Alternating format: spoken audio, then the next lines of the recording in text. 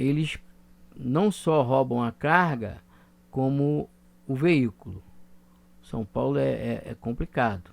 Importação, para ver se não houve algum acesso ao seu contêiner e alguma carga foi subtraída.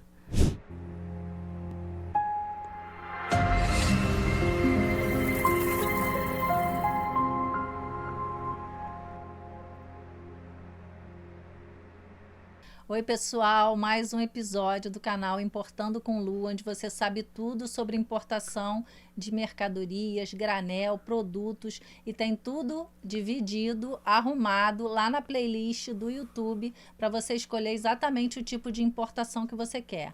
Hoje a gente vai falar do transporte que vai do porto até o endereço do importador aqui no Brasil. E para falar desse transporte, que a gente chama de transporte rodoviário e que em inglês a gente chama de inland, eu trouxe uma figura muito conhecida do Comex, que é o gerente comercial Henrique Melo, da empresa de transportes mais conhecida ainda, chamada Transiram. Seja muito bem-vindo, Henrique. Obrigado, ao nosso Lu, canal. por essa oportunidade de podermos aqui estar conversando sobre esse assunto tão importante que é o Comex na importação. Isso aí, a gente vai com o seu know-how esclarecer muita coisa para o importador, para o pessoal que gosta de importação, para quem está começando ou quem já está há muito tempo na área e que fica perdido, né, exatamente nesse trajeto. Então, não que a gente não vá falar de outras coisas também pontualmente, mas vamos focar um pouco mais na questão do transporte do porto até o endereço do importador, fábrica, cliente, planta, o que for, tá? Eu queria que você se apresentasse primeiro aqui para o pessoal, quem é o Henrique, pessoalmente, profissionalmente falando, o que você quiser falar. Uma boa tarde, né, Lu? Boa tarde para começar. Meu nome é Henrique Melo, comecei na área do comércio exterior com 20 anos, passei pela Transjol Navegação, que foi para mim uma escola, e hoje estou na Transiram, acredito eu, uns 30 anos. Já muito nem tempo. sei, nem sei, faz conta. E é uma alegria, a gente vive o transporte rodoviário, a experiência de estar envolvido nessas questões da operação de importação, transporte, etc, é maravilhosa. É cachaça. É uma cachaça, para quem né? gosta é vinho, que é o meu caso, né? Para quem gosta é vinho. Eu gosto mais de vinho, mas o pessoal diz que é uma cachaça. Fazer o que ama é tudo de bom, tá no né? sangue, né? Já está no sangue e você respira, você ama o que faz. Acho que esse é um ponto importante, amar o que você faz. E a maior parte da população não ama o que faz, infelizmente. Não é. As pessoas não buscam fazer o que amam, né? Eu sinceramente, eu só sei fazer isso. Mas já soube lá trabalhar para armador no passado, né? Já. Mas não era só a praia. Não, foi meu início de escola. Eu entrei na Transjol como office boy e saí como gerente. Então foi uma escola. Um beijo aí para a família Transjol. Nós temos Santos Brasil, Caio Morel, que é diretor, vários personagens e pessoas importantes que vieram, que saíram de um armador brasileiro que foi a Transjol Navegação. Na época que a gente tinha, era longo curso, né? Era longo curso, nós tínhamos navios, né? Navios Rorô. O que é Rorô? Angela Rorô, não, né? Rolon Roloff. É carro. Aí depois construíram Intrépida Dependente, Bellatrix Betelgeuse, já com fundo de marinha mercante. Aí entra o fundo da marinha mercante que foram, né, através. E foi uma escola. Se eu tenho que eu construir hoje, claro, depois de ter saído indo para Transiram, foi a Transjol que me deu.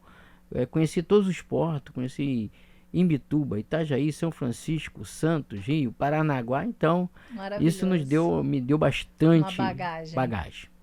Legal, show. Muito bom, muito show. Já conheceu na prática o que você ia trabalhar depois? Na prática, pegava aqueles...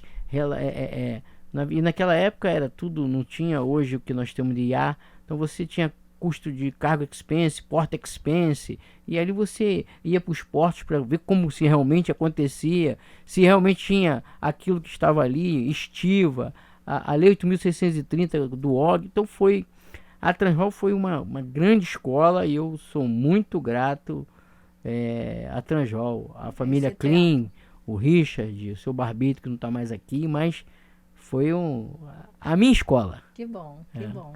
E hoje na Transiram, Henrique, conta pra gente que tipo de trabalho você realiza lá. Você é gerente comercial lá, mas com o que você lida? Quais tipos de transporte, armazenagem, quais são os serviços que vocês prestam?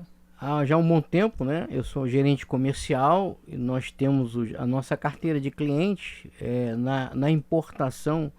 Por exemplo, ali nós atendemos cliente desde indústria, carga de projeto, como também matéria-prima.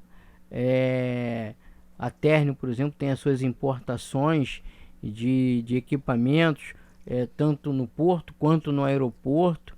Então, nós temos ali um volume enorme. Os grandes importadores do estado de Minas Gerais, porque o Porto do Rio hoje ele movimenta muito container oriundos e com destinos a Minas Gerais.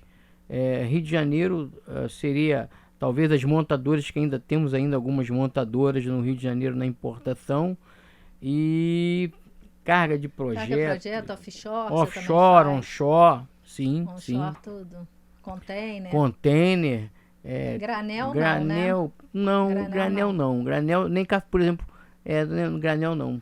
Não. Só o que não faz é granel, então, né? O resto tudo vocês fazem. O resto, a Transiram, ela tem aí um portfólio e como se fosse uma bancada onde você tem os equipamentos que você imaginar. Hoje a Transiram ela tem numa importação, retirar do porto. A Transiram está fazendo agora um projeto aí de uma cervejaria, né? Veio toda a carga em trânsito aduaneiro, então principalmente carga de projeto, que você acaba fazendo uma DTA para um recinto alfandegado para ir nacionalizando em outro lugar. Então nós temos ato declaratório para DTA, que é o trânsito aduaneiro. Você faz a importação, ela só é nacionalizada quando chega no outro recinto. Ela segue lá com cadeado, sim, com lacre. Não é cadeado, né? É lacre. É um cadeado. Cadeado lacre, também sim, tem, né? Os dois. Sim, e chegando lá é feita a nacionalização e o controle. E como é carga de projeto, você tem um volume muito grande. Se não houver uma estrutura grande, vai te gerar armazenagem no porto de origem. Então a gente tem aí essa preocupação, quantidade de caminhões para poder levar ao mesmo tempo. Mesmo carga para prancha 3 eixos, 4 eixos, carga com excesso de largura, altura. Oversize, né? Oversize. E lá vocês têm armazenagem, desova, transporte, locação de equipamento e transporte de carga, que é o que a gente vai dar o foco. Eu estou errada, é isso mesmo? Sim, que as cargas indivisíveis, que nós chamamos de cargas indivisíveis, as cargas excedentes. Sim, a Transiram tem toda essa estrutura.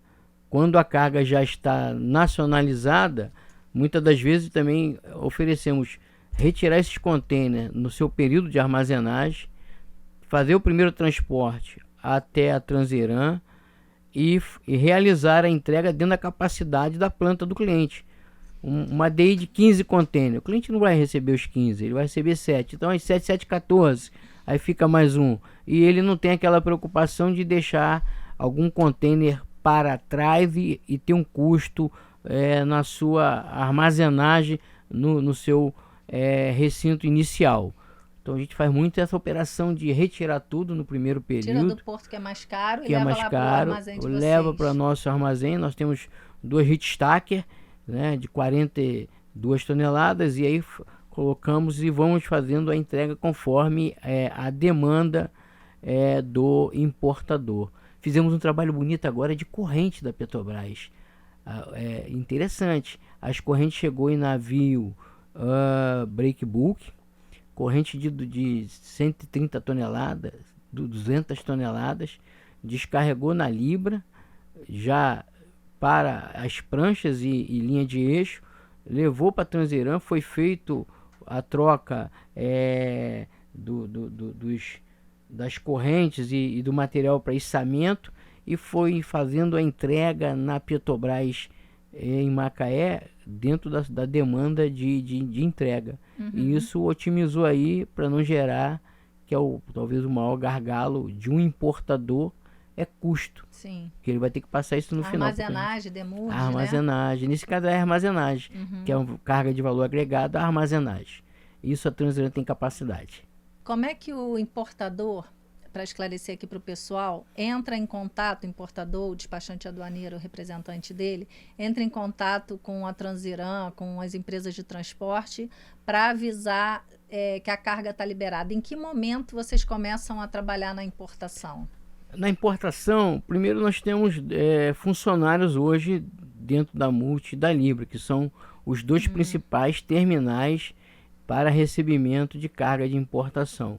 E aí o agente de carga ou o despachante aduaneiro vai nos enviar um e-mail informando, né, a ETA do navio, a programação que o navio está chegando, e aí já começamos a receber, né, o BL, invoice, packlist, averbação, ticket de pesagem, e com essa documentação, hoje os agendamentos e a programação é realizada via site.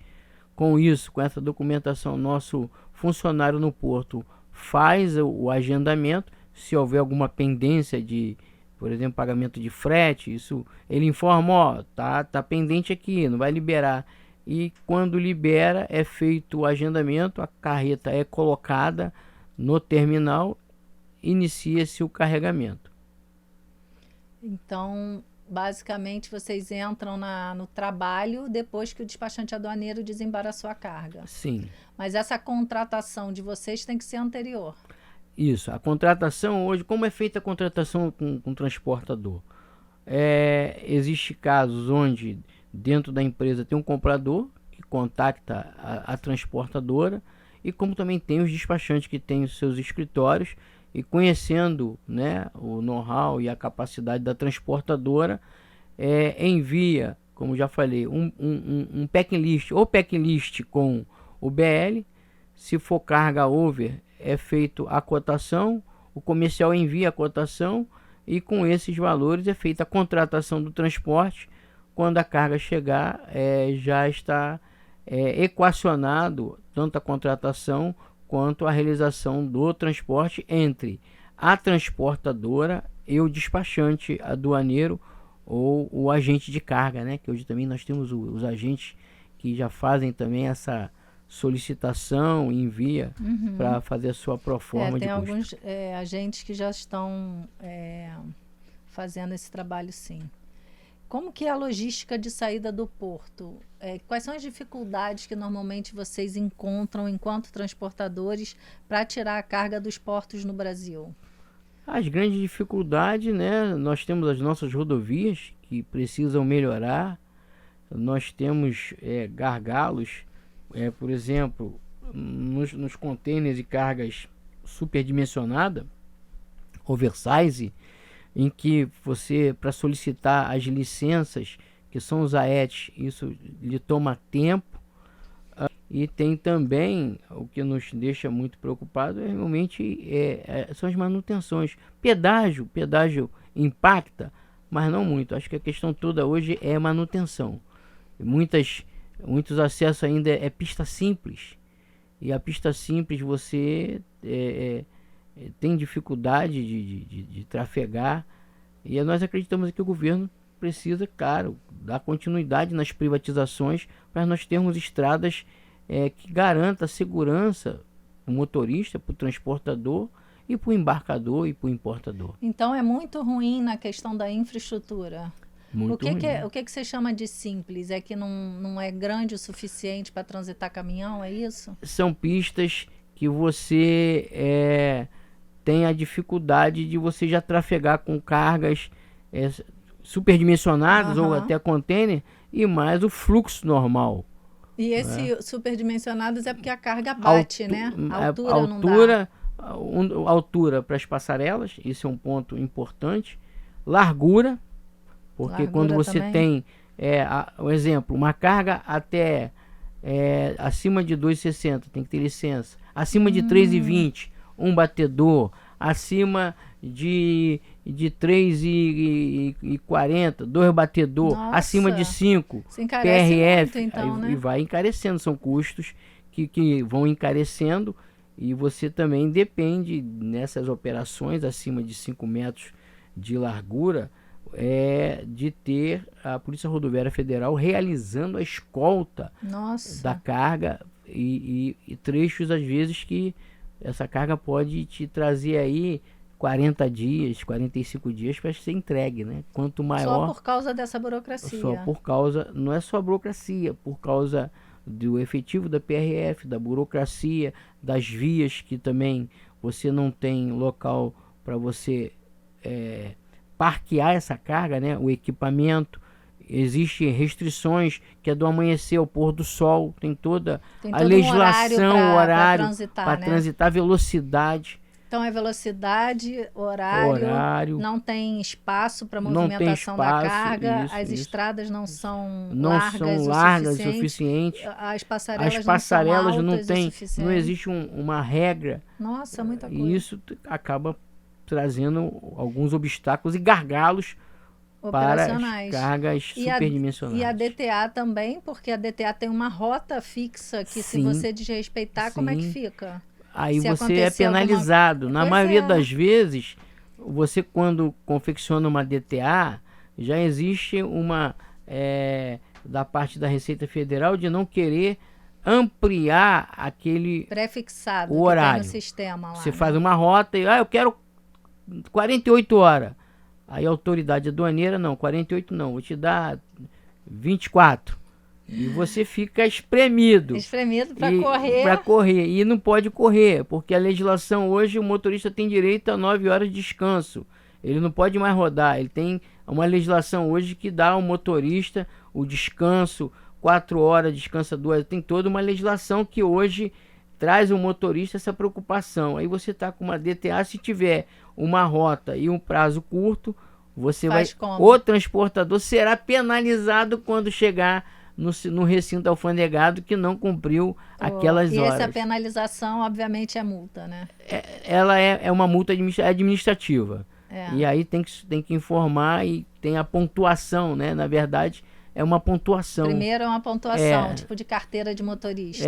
Vai pontuando. Vai perdendo pontinho ou vai ganhando pontinho negativo. Então, na DTA, você tem essa questão de você ter um prazo maior na rota que foi estabelecida. E então essas rotas já são pré-determinadas pela Receita ou vocês podem fazer a rota? O transportador sugere. Sugere. Entretanto, a palavra final de qual vai ser, não a rota, mas o prazo, acaba sendo da autoridade aduaneira. A rota eles aceitam normalmente. Ele aceita normalmente. Porque não tem conhecimento às vezes para discutir, né? Porque aí é o transportador, mas aí as horas não. Opa, calma aí, às vezes não dá. Não dá. Mas isso são questões que a gente vai dialogando, tornando isso público, pode se melhorar. Sim. Porque nós temos as transportadoras em si não tem muita dificuldade com as autoridades aduaneiras, mas é uma questão da compreensão do gargalo. Sim. Até porque as autoridades estão dentro de alguns terminais também, né? Sim. Se o terminal for Redex, no caso não é o exemplo aqui, mas se alguns terminais têm já os fiscais dentro lá da Receita, né? Sim. No Redex, quando realmente há o canal vermelho, há a necessidade dele comparecer para fazer a verificação, né? Mas a maioria é verde.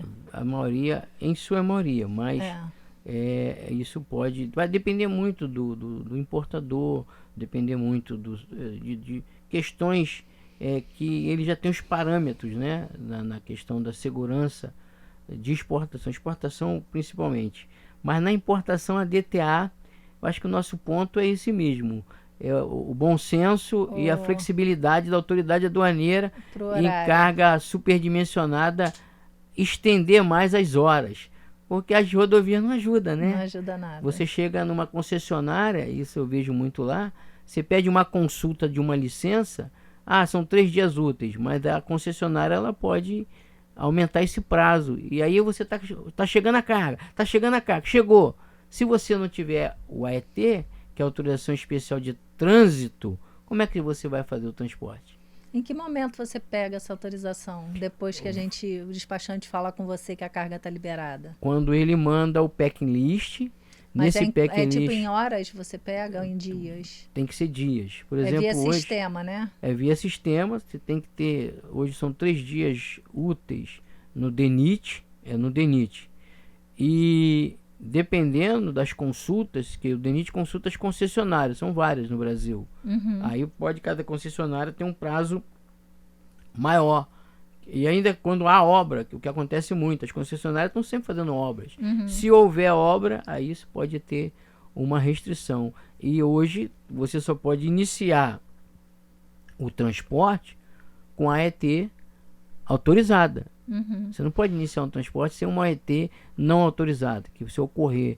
Isso pode dar multa ou isso pode dar apreensão? Ou os dois? Multa, apreensão e sem contar que você está colocando em risco vidas na via.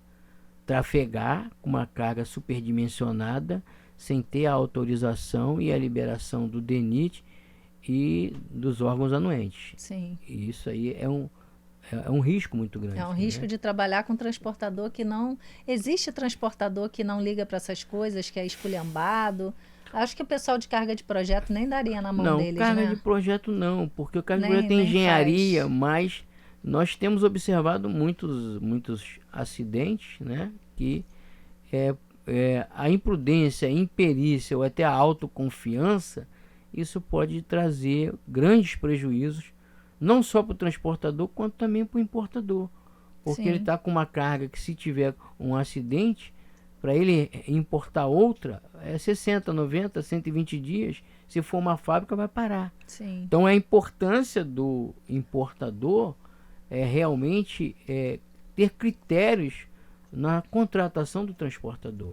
E que critérios, a seu ver, são esses? O critério principal... O pessoal vai pelo preço, né? Muitos. Principalmente de container, vamos dizer assim. O pessoal no container fica muito focado em preço. O que você considera que são? Tipo Quais são os critérios? Um checklist para o importador ver. Hoje você tem mecanismos e informação. Qual é a idoneidade da empresa? Qual é a estrutura da empresa? Quando eu fui da Transjol, isso foi que eu aprendi, eu viajava o Brasil para conhecer as empresas que prestavam serviço para ela. Porque poderia me apresentar um folder bonito, um site maravilhoso, fotos lindas, mas eu ia no local para ver estrutura, acesso, quantidade de equipamento, funcionário, porque nós estávamos sendo responsáveis por uma mercadoria que pertence a um importador que tem um valor agregado alto. Então, acho que o primeiro passo é fazer com que o comprador, ou compras, ou suplementos, veja a idoneidade, conheça a empresa, consulte a empresa. Você não faz consulta, reclame aqui? Tipo Serasa, aquelas coisas. Não vou dizer nem o Serasa, porque a questão não é nem financeira. A questão mesmo é saber se essa empresa... É robusta. É séria. É séria. Se tem equipamento que diz que tem. Se tem gerenciamento de risco, se tem rastreamento. Se tem rastreamento, seguro. Né? Rastreamento. O rastreamento. Mas a minha carga vai sair aqui do Porto do Rio para o Ceasa. Excelente, um percurso de 40 quilômetros. Entretanto, nós estamos tendo um índice, graças a Deus, que melhorou muito o Sindicarga. Quero parabenizar aqui o Sindicarga, com carga blindada, o nosso presidente do Sindicarga, que tem feito um excelente trabalho, os demais diretores, com relação ao roubo de carga. Porque você contratou essa transportadora para transportar seu container, mas ele tem o RC-TRC, que é compulsório, o RC-DC, que é facultativo, o RC-TRC é responsabilidade civil, o DC é desvio e roubo de carga. Ele tem um sistema de rastreamento, ele tem um sistema na sua empresa de gerenciamento, de monitoramento, de telemetria. Porque se você contratou só preocupado com o frete, você está colocando o seu maior bem, que é o seu produto, a sua importação, em jogo, em risco. E se houver o sinistro, essa empresa que você contratou, ela pode chegar para você: eu não tenho condições de pagar eu não averbei, dá para pagar em frete? Aí você vai fazer o quê? Fica sem a carga, vai ficar sem a carga e vai ficar com crédito de frete. Porque eu vou mais além, não é só basicamente apresentar uma apólice. Tá averbado? Tá pagando o prêmio mínimo? Eu aqui tô... Isso na reunião, que se você fosse cliente para ter uma reunião com o transportador, você falaria isso, com né? certeza, com certeza.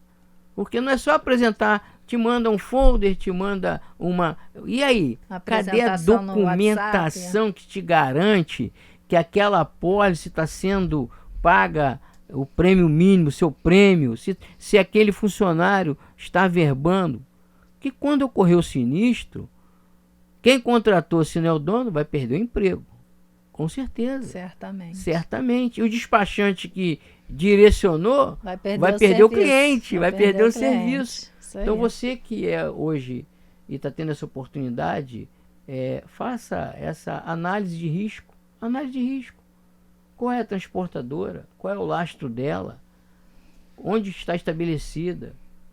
Isso é muito importante. Manda um representante conhecer. Por menor que seja o percurso, há risco. E hoje, quando nós falamos de importação, o Rio de Janeiro está um caos, né? No Rio de Janeiro não tem o roubo, é saque de carga. O contêiner é levado para dentro de uma comunidade e no máximo em 1 hora sua carga vai embora. Aí eles liberam o motorista e o contêiner. E a carga? Já perdeu. Nossa. Então é importante você ter essa informação. Como está o contrato da transportadora na importação da sua carga. Como que está Santos e Minas? Você falou de violência, de roubo. Como que está esses outros lugares assim que vocês também transitam? Vitória, vocês também. Vocês fazem o Brasil todo, sim, né? Fazemos o Brasil todo. Mas tem algum assim nesse nível ou só São aqui Paulo, que tá tão... São Paulo é um pouco mais complexo. O roubo de carga em São Paulo, eles não só roubam a carga, como o veículo. São Paulo é complicado. Consequentemente Santos, né? Não é só o roubo. O veículo também, ele desaparece, some. Porque tem receptação, né? Se não tem para quem vendeu errado, não tem. Aí não desmonta. Tem crime. Eles têm onde... já no Rio não, Rio é saque. Rio é pegar a carga lá na comunidade, carga, todo mundo leva para casa, vende lá não vou dizer nem todo mundo leva. Parece África, né? Deve ter uma cotização. E infelizmente, né, existe no Código Penal a receptação. Exato. Independente se é um frango, se é um bem, é crime. É crime. Não é porque se é uma garrafa de uísque, se é um garrafa celular, de uísque, um celular, né? É crime, é receptação. É crime. Né? E tem que Cadeia, tipificar e responsabilizar o receptador. Mas eu parabenizo o Sindicarga e tem diminuído muito o roubo de carga devido a uma grande preocupação do nosso sindicato em combater o roubo de carga. Isso eu quero parabenizar. Porque se nós não tivermos essa relação setor produtivo, transportador, importador, terminal, segurança pública, polícia militar, polícia civil, polícia rodoviária federal, no combate, que é o roubo de carga é um dos braços que alimenta, né, as facções criminosas. E isso nos traz problemas que nós temos no Rio de Janeiro, Porto do Rio, temos o Porto de Niterói, temos Itaguaí, temos aeroporto, um volume muito grande. Se não tiver um controle, daqui a pouco esse importador vai procurar Santa Catarina, vai procurar outro estado que tenha... Para mandar a carga para longe. Para mandar a carga devido à insegurança do roubo de carga. Aí ele muda a empresa junto também, né? Muda a empresa. Sai a empresa junto também. E aí algumas empresas estão indo e com isso vai se aumentando, né, a violência. Porque se tiver emprego, com certeza, diminui a violência. O que diminui a violência não é esses pacotes que a gente poderia falar aí, é emprego. A pessoa quer dignidade. Dignidade, quer emprego. A pessoa não quer ficar em casa vendo novela. Ele quer dignidade. Emprego. Quer poder se sustentar, né? Sim, sim. E, Henrique, como que é na questão dos containers? Explica para o pessoal como que o transportador prova que ele devolveu o container no terminal de vazios. Vou dar uma explicação básica aqui para quem não sabe. Quando a carga sai e você trouxe um container inteiro, você, importador, é responsável pela demurge desse container. Se você não devolver o container no prazo que o armador te dá, o dono do navio te dá, ou seja, vamos dizer que seja uma semana para devolver da data da chegada do navio, você vai ter demurge. E o transportador, que é o Henrique, corre para que você, importador, não tenha que pagar essa demurge. E ele tem que devolver esse container vazio num terminal de vazio, que a gente é o terminal de vazio contratado pelo armador para botar o container dele lá. Como que é essa devolução, Henrique? Como que é essa devolução? Qual o nome do documento que prova? Como que é chegar lá no gate? O depósito de vazio costuma mandar lavar container? Costuma ter custo para o transportador? Porque antigamente tinha muito isso, né? Ou depende do tipo de carga? Como que funciona essa devolução você tem, do vazio? Principalmente os containers de container 40 dry, 20 dry, na devolução, o documento que o transportador tem que apresentar para o importador ou despachante é o intercâmbio.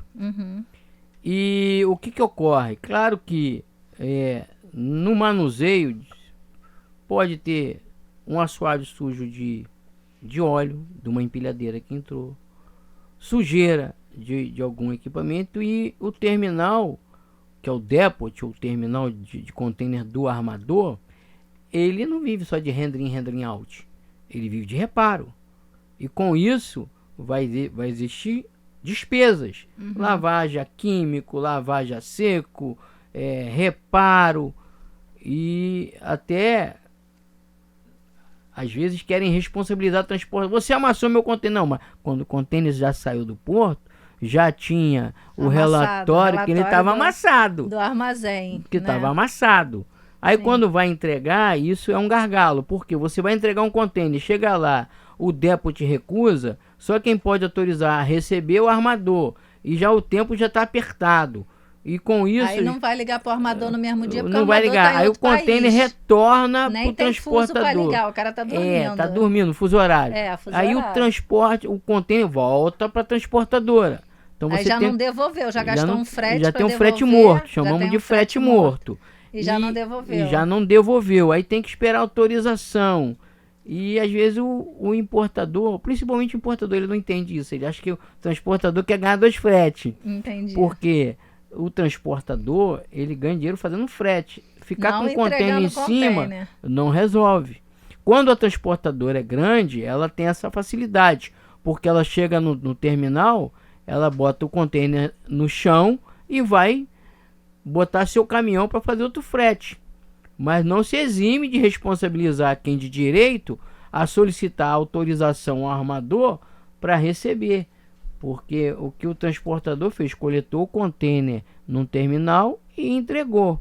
Se dentro do container foi deixado ou aconteceu no manuseio de ter óleo, sujeira, mas o transportador tem que varrer o container. O transportador não varre container. Motorista também não é vistoriador de container. E nem carrega a carga, que é outra coisa importante também. Às vezes a pessoa não quer contratar o ajudante. Não quer contratar o ajudante. Quer que o motorista desça para ajudar a pegar. Não a tem, legislação é tudo separado, hoje, o motorista hoje tem uma legislação que protege ele de... Hoje não se usa mais corda, hoje é cinta. Lonar, tem que ter quem lone. Descarregar, tem que ter o ajudante para descarregar. O motorista, ele é motorista. Mas ele tinha que fotografar. Mas ele não vai. Não compete ao motorista, eu tenho que defender, realizar este serviço. Ele pode até Agora, quando a transportadora tem estrutura, nós temos um checklist. O container chegou lá, tem que se fazer o checklist. Claro que você faz o checklist visual, né? Se ele tiver cheio, você vai fazer visual. Se o lacre não manda drone em cima também. Pode ser, né? Pode. Se o lacre tiver rompido, nesse visual é possível, né? Nós já vimos caso. Eu estava até ontem discutindo. Onde você coloca o lacre do container? Você tem o seu lado direito, mas você não é na última, é na do meio.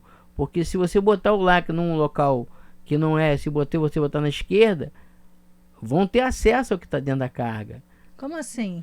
Porque Explica o isso. lacre, você não tem um container? Uhum. Então você tem duas portas, né? Uhum. Essa porta veio, essa aqui bateu. Essa que bateu aqui, ela tem as duas travas. Ah, aquela tipo assim. Aí você quando trava, você tem que botar o lacre do lado direito. Que senão dá para abrir. É igual a porta de armário. É igual a porta de armário. Na verdade, está aberto e você está pensando que está fechado. E você tem que verificar que às vezes o container tem que ter dois lacres. O lacre do armador e o lacre do terminal. Se tiver uma vistoria, ainda tem o lacre da Receita. Da Receita, 3. Aí você observar todos esses pontos, principalmente na importação, para ver se não houve algum acesso ao seu container e alguma carga foi subtraída. Isso é importante. Elemento de segurança, ele tem que ser verificado. Isso é responsabilidade da transportadora ao efetuar o transporte. Se houver alguma divergência, comunicar ao cliente, tem uma coisa errada aqui no lacre. Tem um lacre divergente. Tem um lacre divergente, lacre divergente. Um lacre divergente, botaram outro lacre aqui, né? Porque toda vez que abre, né, Henrique, para qualquer coisa, rompeu o lacre, bota outro, e bota outro, e bota outro. Aí tem que se checar, daquela checagem do que está no BL, do que está no container. Isso aí, esse é o do armador, né? O que vem no BL é o do armador. Aí você e o da Receita controla quando? Quando a Receita coloca o lacre dela de vistoria, quem fica com esse lacre? Só o transportador? Não, quando o container ele é feito uma verificação, é colocado um lacre. Consequentemente, esse lacre é informado ao terminal. E aí você sabe... E o lacre da Receita, ele é um lacre distinto de um lacre... A cor, né? O metal. Até ele não é o lacre garrafinho, o lacre da Receita é diferente. Não é aquele plástico azul, ele né? Ele é de metal. Na minha época, que eu fiquei muito tempo dentro do porto também, era um metalzinho que ele travava, tinha uma bolinha. É chique, é chique. Não é o lacre igual, não. Baratinho vagabundo da gente, não. Isso é importante. Elemento de segurança. Tem que se verificar se aquele lacre é o lacre que veio de origem. Já aconteceu de vocês abrirem carga e não ter nada dentro? Aconteceu já. Já aconteceu. Aconteceu um caso... Carregou, tirou do porto, chegou no importador, não tinha? Isso aconteceu uma DTA. E eu presenciei isso. A DTA era para um recinto em São Paulo. E esse container deu canal. Foi feito a desova. Verificou-se que não tinha nenhuma... Isso você está falando de porto ainda? Importação. Mas o container estava onde quando fez a desova? Estava no porto. Estava no porto ainda. Chegou no porto, deu canal. Foi confeccionado uma DTA, deu canal, abriu-se o container. Aí quando dá canal, tem que desovar toda a carga. Aí desovaram a carga. Não botaram fecharam de volta. O container e não botaram de volta. Botaram. Graças a Deus foi isso. Aí então, quando o container chegou lá no destino. E DTA. Pra onde que era? Era pra São Paulo. Quantos quilômetros? São Paulo. Nossa. São Paulo. Chegou em São Paulo, tá vazio o container. Meu Deus do céu, cadê a carga? A carga tá aqui. Esqueceram de ovar. Esqueceram de ovar. Isso aconteceu. Mas pelo menos estava salvo no terminal. Estava salvo no terminal. E aí, o terminal pagou esse frete? Não, o terminal ele assumiu Assumiu o frete. Assumiu. Tem que ser, ele né? assumiu. O problema foi lá. Uma falha, ele assumiu. Então, isso foi um caso que eu... Inédito. Isso eu presenciei, que foi uma DTA, que chegou no destino, no recinto, e estava o container vazio. E aí, volta tudo de novo, bota de novo. Né? E era uma DTA de vários containers, então não era um container, eram vários. Mas só um que deu problema. Só um que deu problema. Mas o motorista não sentiu que o carro estava vazio. É motorista. Ele subiu... Se ele pegar algodão, ou se ele pegar... Ele é motorista. Um negócio pesado, para ele é diferente, né? Tá a média dele foi boa de combustível, mas tivemos que... Mas não tinha carga. Tive que voltar para... Mas foi um caso, assim, atípico. Esse foi o caso atípico. Henrique, como que é calculado o transporte rodoviário? Como que o importador paga? Com base em quê? O que vocês levam em consideração? Quilometragem, custos fixos, os custos variáveis. Aí vamos colocar pedágio, pneu, combustível, custo operacional. Aí um percurso Rio-São Paulo e de volta, 1.000 quilômetros. Aí você pega essa quilometragem e vai fazer seu cálculo por valor em real por quilômetro. E entre toda essa matemática, é uma matemática. É uma matemática. Agora tem até, com a nova legislação que passou agora no Senado, o frete mínimo, né?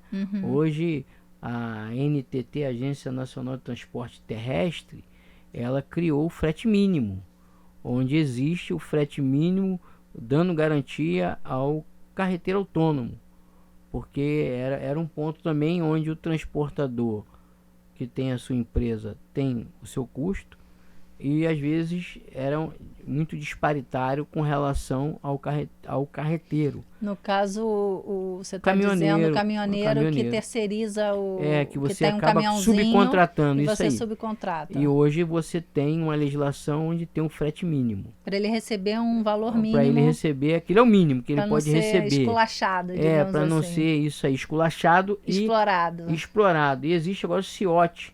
O que é o CIOT? O CIOT é um documento que na emissão... É com C ou com S? É com C. CIOT. É um documento que você tem que emitir, onde você informa o frete que você está contratando.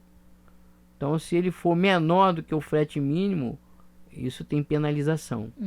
Então, hoje o governo, através da ANTT, está trazendo algumas ferramentas para criar um equilíbrio entre o autônomo, o carreteiro, as empresas e os embarcadores, porque o troço era muito bagunçado, né? E o cálculo é dessa forma: quilometragem, custos fixos, custos variáveis, pedágio, depreciação, você faz, aí chega um valor em real por quilômetro, e aí você multiplica aquilo ali e vai te dar o frete. E o custo fixo você falou? Não, custo fixo você não falou. Custo fixo seriam o quê? Os empregados, o custo da transportadora em si, né? É o custo da transportadora, né? O caminhão, eu cheguei a manutenção, a relacionar tudo. a manutenção. Manutenção. Porque o caminhão, você tem a depreciação dele, você tem o pneu, você tem o diesel, que é hoje talvez o que mais impacta. Mais pega, né? Mais pega. Hoje um litro de diesel pode chegar a quase R$7. Olha que loucura. Caminhão, a média de um caminhão 2.3, 3.2, 3. Então, por quilômetro. Então o diesel é realmente o que mais impacta. Claro que tem as demais despesas. Aí cada transportadora, baseada nisso, tem, né, o seu frete final.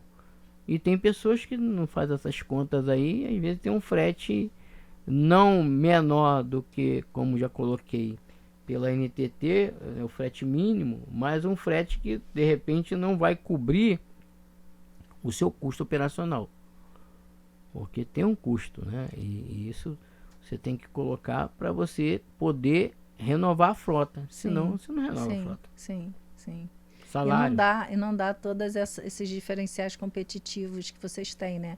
De seguro, de rastreio, tudo gerenciamento, isso é custo, sem dúvida, tudo é logística, custo. Você monta uma estrutura dessa aí, é uma despesa que tem que ser colocada. E aí não dá para comparar, né? Aí a pessoa faz um frete e às vezes, como é que ele conseguiu esse frete, meu Deus do céu? Não vai pagar nem a prestação do caminhão. É porque certamente não tem seguro. Certamente não tem seguro e não tem rastreio de cara. Ou é aquela questão de empresas que tenha idoneidade. Nós temos no Rio de Janeiro empresas muito boas, que tem frota, renovação de frota. A Transiram comprou agora 50 caminhões zero da Volvo. Então você tem que renovar a frota. Qual o tempo de vida útil assim para o caminhão rodar bem? Olha, eu, por exemplo, tenho clientes que você tiver caminhão acima de 10 anos, você já começa a ter dificuldade de trabalhar para esse cliente. Então hoje você tem um caminhão de 30 anos, mas acima de 10 anos você já começa a ter dificuldade. Quer dizer que pode chegar a 30, é bastante, 30, né? Tem. Também o preço é quanto? Um caminhãozinho novo desse que você está pensando aí? Qual é o preço e qual é a garantia que você tem? Né? Como um container seu que custa aí 200, 300, 400 mil reais, já com todos os impostos. Aí você coloca em cima de, pô, mas esse frete aqui tá tão bonzinho, olha aquele frete lá, é absurdo. Mas não é o frete que é absurdo, é esse frete que você está aplicando que, cadê o seguro? Cadê o gerenciamento? Aí perdeu a carga. Quer ficar com o meu caminhão? Não é a sua atividade fim? Você vai fazer o quê? Sabe que eu já conheci uma pessoa que ganhou um caminhão nessas circunstâncias e ficou anos tentando se livrar do caminhão. Até me pedia, porque como eu trabalhava com comércio exterior, fez uma importação uma vez, aconteceu esse tipo de problema, ficou com o caminhão como pagamento e como ela não conhecia mais transportadores, a pessoa ficou atrás de mim para falar com os transportadores para ver se quisesse comprar aquele caminhão. Para ver se alguém queria, só que ninguém quis, né? Tipo, então, foi um elefante branco, literalmente. Não é atividade fim. Mas realmente isso aí não é brincadeira, não, porque eu já vi. Tô falando, é seríssimo. Eu já vi, posso pagar em frete? Menos, mais. Então, com essa questão do roubo de carga, é claro que os prêmios e as apólices subiram muita coisa. Mas o Brasil também é muito dependente das estradas, né? Sim. O problema é esse. O modal rodoviário. O nosso modal é fundamental rodoviário. A forma como o Brasil está. O nosso modal é principal. Tem ferrovia, vai ter o rodoviário. Não tem como tem marítimo, não ter. Vai ter o rodoviário. Aéreo, tem o rodoviário. Tem o aéreo, vai ter o rodoviário. Não existe. O rodoviário, ele é o principal. Pois é. E a gente tem. Sempre com a logística do rodoviário incluído. É o rodoviário. Para chegar até o cliente tem que ter o rodoviário. Tem que ter o rodoviário. Não tem outra possibilidade se o rodoviário não for uma das pontas do transporte de carga. E é importante você ter essa preocupação de contratar transportador idôneo, que sabe transportador trabalhar. Com lastro, que saiba trabalhar. No Rio tem. Eu sou Transiram, mas tem. Eu vou te contar uma coisa, passa até pela exportação, e aqui é um canal de importação, mas é que o caso é tão absurdo, que é tão inédito, que eu vou ter que te falar. Uma vez um cliente nosso, que era muito mão de vaca, mas muito mão de vaca, a gente sempre falou para o importador e para o exportador, para os dois tipos de clientes, que eles não devem contratar empresas que não são do ramo. Porque tem transportador de mudança que quer pegar tudo e quer entrar no mundo de comércio exterior, mas o cara não sabe fazer nada, nunca nem entrou num porto. E ele pegou um desses caras e ele tinha uma exportação para fazer. Bom, ele pegou esse transportador que nunca tinha feito exportação na vida dele, tinha o deadline do navio e a carga tinha aqui no porto, ou ia perder o navio, estava tudo em cima da hora e tal, o cara tinha que mandar o caminhão. Tu acredita que o caminhão chegou no porto sem a carga? E a carga parou onde? Ele esqueceu de passar para buscar a carga. Ele esqueceu.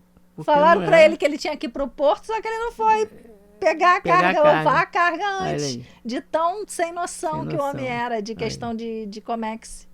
Ele não sabia nada, ele era transportador de entrega de mercadoria no mercado nacional, né? Vai no mercado, deixa uma coisa, vai não sei aonde, deixa outra coisa, fazia uma mudança, ou seja, era aquele 1001 utilidades, fazia qualquer tipo de frete e quis se aventurar fazendo uma exportação que ele não levou a carga para exportar.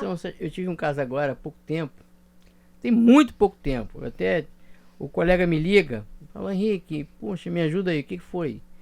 Carregou uma carga no porto, uma carga de importação, e essa carga foi desovada, uma máquina, e a máquina ela tem peso, Foi até, eu vi as fotos, a máquina foi carregada num guindaste de 70. Se foi carregada num guindaste de 70, aí colocaram essa carga num Munk de 30. O que é um Munk? É um caminhão onde tem o seu guindaste próprio. Hidráulico dele próprio. É hidráulico que chama? É hidráulico, é Munk, né?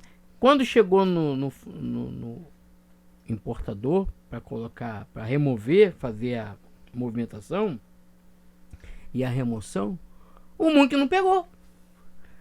E tava lá, aí eu peguei e aproveitei. Rapaz, mas você contratou... Não foi eu não, foi o cliente. Aí me pediu, eu tive que mandar uma empilhadeira de 10 toneladas num caminhão plataforma para descarregar a caixa. Aí eu cobrei 1.800, que é R$180 a hora, 10 horas, 1.800. Mais 1.800 do MOB. Mais 1.800 do desmóvel. Deu 3 vezes 1.800. Aí depois que eu fiz tudo, o camarada reclamou. Mas tá muito caro. Rapaz, eu pensei, meu Deus do céu. Se é uma outra época, bota em cima de volta. Né?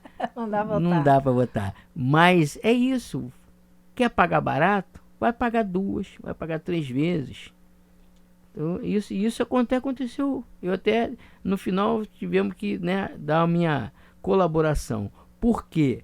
Contratou uma transportadora que não fez uma avaliação, uma vistoria de onde ia carregar, de onde descarregar, qual era o tamanho daquela caixa e peso. Então, ou seja, não sabia nem com que carga estava lidando para mandar o caminhão correto. Mandou um muquezinho, mas não...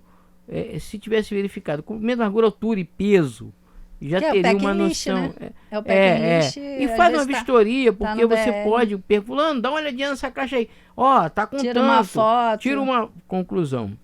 Então isso na importação. E eu tô falando aqui recentíssima. Devido a essa questão. O barato. Que sai caro. Ainda bem que uma máquina ficou em cima lá, ele teve que pagar o frete pro cara do Munk, que não descarregou, e teve que me pagar. Sim. Então ele pagou 2 vezes, sim, o que poderia ter evitado essa despesa. Exato. Principalmente quem está montando seu parque industrial, sua empresa, tem que ter hoje em dia, lá nós temos guindaste de 250, guindaste de 500, guindaste de 120, empilhadeira de 10, 7, de 3, de 4 e, bem, todos esses equipamentos na plataforma. Isso me dá... Por isso que ser vendedor lá é fácil. Me deixa fácil. Fácil não é porque tem concorrência, mas até porque lá existe, né, uma estrutura, tem os comerciais internos, eu sou comercial externo, então tem alguns obstáculos e algumas características pontuais, mas facilita. E quando você entende, quando você fala o que você entende, você fala com convicção. Isso aí, você convence. E eu falo, não, isso aí pra mim não dá. Isso aí eu falo, eu tava hoje mesmo com um amigo meu, era uma exportação. Falei, rapaz, sai fora. Frigorífico, tu não tem CIF. Aí você se posiciona. Uhum. Porque não é só vender. Fazer, executar fazer bem. Acontecer, executar bem, o cliente sai satisfeito e falar bem para mais 7, mais 10. Mais 10. Como que é, pra gente, infelizmente, assim, encerrar, né? Que já deu nosso tempo. Como que é a questão da greve? Que tipo de problemas vocês têm? Porque tem greve de porto, tem greve de receita e tem greve de caminhoneiro também, né? Sim. Como que funciona isso nesse mundo para você de transporte? Vamos falar no Rio de Janeiro. Para nós o maior problema é se houver uma greve no porto. Porque vai ter gargalo, navios que vão ficar fundeados, cargas que vão ficar paradas. Isso vai criar uma quantidade enorme de carga para ser retirada a posterior, o que vai demanda e oferta, né? Procura a demanda, né? Vai ter, aí quando termina a greve, o custo de armazenagem. Sim, porque o importador está pagando. O importador está pagando. A greve não muda nada. Não muda nada. Demurge. Continua correndo a armazenagem. Correndo a armazenagem. Aí daqui a pouco, quando sai tudo. Aí não tem equipamento disponível, não vai ter. Esse é o pior ponto. Greve de Fica tudo encalhado e na hora de sair também atrapalha. Porque acabou a greve, mas o terminal está com carga demais para mexer ao mesmo tempo. Para movimentar, para mexer. Então, isso no porto. E quando a greve, isso a gente está falando de porto, no caso, a greve de estiva, né? Que eu falei agora. Pode ser estiva, já tivemos um problema com a Receita, né? Tivemos um problema com a Receita que deu um gargalo, que deu greve da Receita. Sim. E a greve de caminhoneiro, nós, nesses anos todos, nós presenciamos duas, eu presenciei. Uma quando aumentou muito o roubo de carga, que nós tivemos que realmente se posicionar. E tem greves específicas, por exemplo, greve do estanqueiro, que mexe muito com abastecimento, porque hoje o Brasil ele é dependente do diesel. Se parar o estanqueiro, não tem combustível. Se não tem combustível, ninguém roda, né? E aí vai ter aumento de tudo, aumentar o custo. Mas caminhoneiro, nós não temos assim... Ainda mais com essa legislação agora que está ajudando, né? Sim, pelo que você falou, da NTT. Sim. Está protegendo mais. Está começando a deixar a coisa mais clara. Está tendo clareza, está tendo um olhar diferente para o nosso setor. Também as nossas associações, os nossos sindicatos têm sido mais se movimentando com relação do interesse do setor e não interesse político, que isso talvez seria um ponto que às vezes prejudicou muito. Então, as greves, a que mais nos impacta seria a greve ou com a estiva ou com a Receita, porque caminhoneiro em si, para nós de importação, não vai impactar, e eu creio que basicamente, se houver também, é um custo. Esse custo vai chegar para o consumidor. Sim, é repassado, né? Sempre. É repassado. Tudo é repassado. E se você tivesse que deixar um conselho para o importador que está começando, Henrique, o que você falaria que ele tem que tomar cuidado? Primeiro, se ele quer entrar na atividade de importação, contratar um bom despachante aduaneiro ou uma boa despachante aduaneira. Boa. Por quê? Classificação, documentação. Inclusive, você é despachante aduaneiro, né? Você esqueceu de falar isso. Eu tive a oportunidade, sou registrado como despachante aduaneiro, mas eu me especializei mais nessa relação dos interesses da empresa e junto à Receita, né? Por exemplo, renovação de REDEX, os atos declaratórios, DTA, questões que às vezes a gente tem que discutir realmente junto aos órgãos anuentes e se dedicar aquelas habilitações de Ministério da Agricultura, Anvisa, né? Não. No meu tempo não é possível. E não me daria o conforto que eu tenho e a receita que eu tenho no que eu faço. Então você se escolhe. E eu sou muito grato por ser despachante. Quero mandar um beijo para Rita, né? Que é a nossa presidente maravilhosa. do sindicato. Rita, um beijo, Rita Fernandes. Então eu sou despachante. Mas você importador, é contratar pessoas idôneas. Você é um empresário, então você precisa de ter um bom despachante. Ele vai contratar um agente de carga idôneo, vai procurar uma transportadora idônea, que ele não vai querer nem perder na carteira dele, você como importador, e nem lhe trazer prejuízo.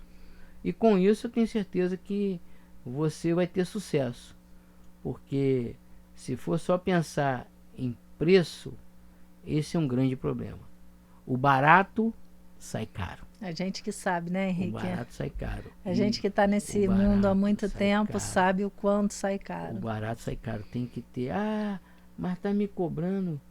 E é um profissional que está cobrando dentro que não pode trabalhar de graça, né? Que não pode trabalhar de graça. A transportadora, mas eu tenho aqui... Você colocou bem, né? Vai lá pro porto. Você vê a inexperiência. O camarada me foi pro porto. No deadline do navio. Hoje é tudo agendado. No deadline do navio não levou a carga. Aí ele não tem o QR Code para acessar o porto. Caraca. Não vai acessar. Não tem mais aquele jeitinho. Pois é. Não tem mais sabe. jeitinho. E saber fazer o agendamento no sistema é outra coisa difícil. Cada unidade, cada aeroporto, cada porto tem um sistema diferente de agendamento. Tem que ter lá o tem que saber fazer. Tem que ter o acesso, tem que ter... Então, não tem mais essa... Não dá para ser amadorista, né? Se não pegar nota fiscal também não entra, tiver não sai com a carga. Fiscal de entrada, não vai sair com a carga. Exatamente. Você tem que ter empresas e pessoas idôneas para cuidar do seu bem maior, que é a sua importação. Senão você vai ter... eu costumo dizer também, no transporte, existe casos, são 58 anos, que às vezes o camarada dá o famoso tombo. O que é tombo? Ele conta que foi roubado, né? Me pararam, tinha 2 negão, tinha um baixinho, vai botar o baixinho no meio. O baixinho era o mais brabo. Sempre tem.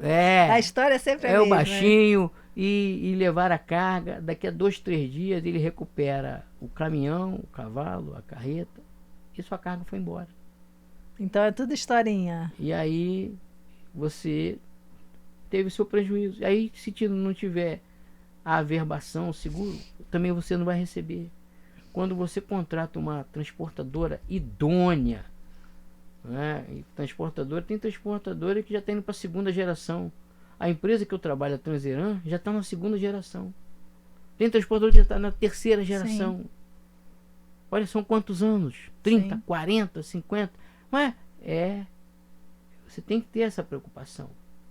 Quantos anos tem a empresa? Onde está estabelecida? Quem abre um negócio para prosperar, né? Ninguém abre um negócio que tem um trabalho desse para parar na primeira importação. Sim. É para que a empresa seja eterna. De repente os filhos herdam, ou a empresa ganha bastante dinheiro e fica com um ativo interessante que ela queira revender, mas não é brincadeira de criança, né? Não, e outra, você ter um CTE hoje, um CNPJ, é muito fácil. A questão não é só o CTE e o CNPJ. É a estrutura que você vai ter para que a sua carga chegue na sua fábrica, na sua empresa. Com segurança. Com segurança. E o despachante é a pessoa mais indicada. Nós somos famílias. É o maestro da orquestra, é o maestro, né? Nós somos uma família. Você sabe quem são as transportadoras que você pode direcionar e que você... Exatamente. Né, cada um tem um nicho. Nós sabemos quem é o agente de carga, quem é a transportadora, quem é o armazém. Quem tem um terminal, quem tem Redex, quem tem armazém. Quem é a corretora de câmbio ou correspondente cambial que pode confiar. A gente sabe. E aí você, com isso, você vai ter sucesso. Quer ter sucesso? Coloque ao seu lado pessoas idôneas. E aí você vai ter sucesso no seu negócio. Obrigada, Henrique. E para deixar contato, seu pessoal, da Transiram, eu vou deixar o meu pessoal, né? Porque como eu falei, há essa questão e eu tenho que... É o que? Instagram, LinkedIn? O que você quer deixar? Eu vou deixar meu celular e o e-mail, né? No LinkedIn tá lá Henrique Melo. Eu até postei agora, essa semana, recebi 2 agentes de carga lá na Transiram. Recebi o Marco da MRM e recebi também o John Camp da Pentagon, que foi vendido agora para Jazz. Ontem eu estava ouvindo a história da venda. Então, eu vou deixar aqui. Meu nome é Henrique Melo. Meu e-mail é henrique@transiram.com.br. O celular 21 96 899 1761. E aí, procurando ali no LinkedIn, no Instagram, você vai ter ali... Eu posto bastante informação no LinkedIn. Legal. Eu sigo você. Eu coloco bastante informação no LinkedIn. Quero agradecer essa oportunidade de estar aqui neste dia, importando com Lu. Obrigada, Henrique. Muito obrigado, Lu. Eu que agradeço, que seja o primeiro de muitos, para a gente desmistificar esse mundo do Comex para o pessoal que está assistindo a gente. Se vocês gostaram desse vídeo, curte, compartilha, se inscreve no canal e aciona o sininho, porque a gente tem vídeo novo aqui toda semana, para você ficar de olho em tudo que acontece na importação. Transportador, tudo tem aqui. Então, segue a gente para mais conteúdos como esse, tá bom? Um beijo, muito obrigado pela audiência. Henrique, muito obrigada pela sua visita. E não será a primeira, porque eu já vi que você gostou, que você ficou super à vontade, não é verdade? É um bate-papo mesmo, como eu prometi para você, né? Excelente, importante. Esclarecedor, trazer informação que é difícil para o pessoal ter, esse tipo de informação, é muito secreto esse nosso mundo do Comex, e agora está deixando de ser. Aproveitar graças à ajuda de vocês. Mandar um beijo, agradecer o Felipe do Sindicarga, que eu acabei não, né? Mas depois a gente mata isso, o Felipe, que é um querido. Um querido. Ele mudou. Diferencial. Mudou o Sindicarga. Ai, que bom. O Sindicarga a gente tava. Que bom. É importante, porque senão esse roubo de carga no Rio, meu Deus. Demais, né? Demais. Boa tarde, aqui estamos da Transiran, Henrique Melo. Aproveitar para mostrar aqui, ó, isso é importante, o número do container, o seu max, sua tara, payload. E o mais importante é o elemento de segurança. Aqui está um elemento de segurança que nós chamamos de LAC. Esse LAC, ele tem uma numeração, está aqui a numeração do LAC. Esse LAC, ele daqui a pouco será rompido, né? Para dar a segurança de que essa carga não foi violada. O LAC sempre fica na porta do lado direito, que é a forma de você garantir que não houve violação e abertura deste container. Então está aqui, Luciana, um container que nós já estaremos daqui a pouco abrindo e rompendo o LAC para conferir a mercadoria. Boa tarde, agora estamos aqui fazendo o rompimento do LAC para conferir a mercadoria. Pode romper o LAC. Olha aqui, ó. O LAC ele é rompido. Ó. Vai fazer um clique. Você vê a dificuldade para romper um LAC. Opa, isso, rompeu o LAC. Ele é retirado. É feito, né? Agora, a conferência do número do LAC já está guardado aqui, verifica. E agora vai se abrir o container. Esse é o trabalho de um terminal quando recebe o container. Aí você abre, verifica que toda a mercadoria está no local. Vai se abrir a outra porta. E desta forma esse container em breve estará sendo descarregado e a mercadoria entregue para o seu cliente.